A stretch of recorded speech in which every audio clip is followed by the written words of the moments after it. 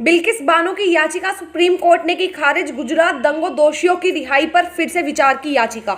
AIN news 1 बता दें, supreme court ने बिल्किस बानो की पूर्ण विचार याचिका को खारिज कर दिया है। इस याचिका में बिल्किस बानो ने मई में दिए गए सुप्रीम कोर्ट के उस आदेश को चुनौती दी थी जिसमें गुजरात सरकार की 1992 के जेल नियमों के तहत 11 दोषियों को रिहाई के लिए अनुमति दी थी।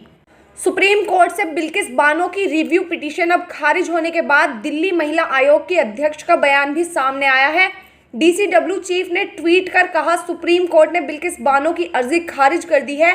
बिल्किस बानो का 21 साल की उम्र में ही गैंगरेप किया गया था। उसके 3 साल के बेटे और 6 परिवार वालों का भी कत्ल कर दिया गया, पर गुजरात सरकार ने उसके सभी रेपिस्ट को आज़ाद कर दिया। अगर सुप्रीम कोर्ट से भी न्याय नहीं मिलेगा तो कहां जाएंगे? जाने किस बारे में है बिल्किस की याचिका।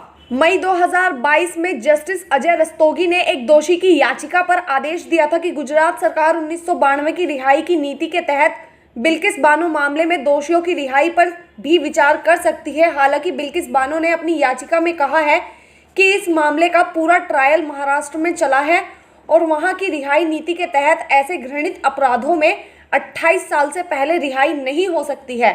जाने, जिस राज्य में अपराध उसी में कम होगी सजा। जानकारी के लिए बता दें कि इससे पहले सुप्रीम कोर्ट ने साफ कर दिया था कि जिस राज्य में अपराध होगा उसी राज्य में दोषियों के आवेदन पर भी विचार किया जा सकता है। अब क्योंकि बिल्किस बानो वाला मामला गुजरात का था, लिहाजा इस मामले में दोषियों को अपनी सजा कम करवानी थी तो गुजरात सरकार से ही अपील करनी थी। सुप्रीम कोर्ट के उस आदेश के बाद रिमिशन पॉलिसी को ध्यान में रखते हुए गुजरात सरकार ने बिल्किस बानो वाले मामले में सभी दोषियों के लिए रिहाई का अपना फैसला सुना दिया है। जाने, 11 दोषियों को गुजरात सरकार ने दी थी माफी। बता दें कि इस 15 अगस्त को गुजरात सरकार ने 2002 के गुजरात दंगों के दौरान बिल्किस बानो गैंगरेप मामले में उम्र कैद की सजा काट रहे सभी 11 दोषियों को माफी देते हुए रिहा भी कर दिया था। इस मामले पर कांग्रेस समेत कई विपक्षी दल और सिविल सोसाइटी के संगठनों ने अपनी कड़ी प्रतिक्रिया दी थी और गुजरात सरकार की इसी पर जोरदार निंदा की थी।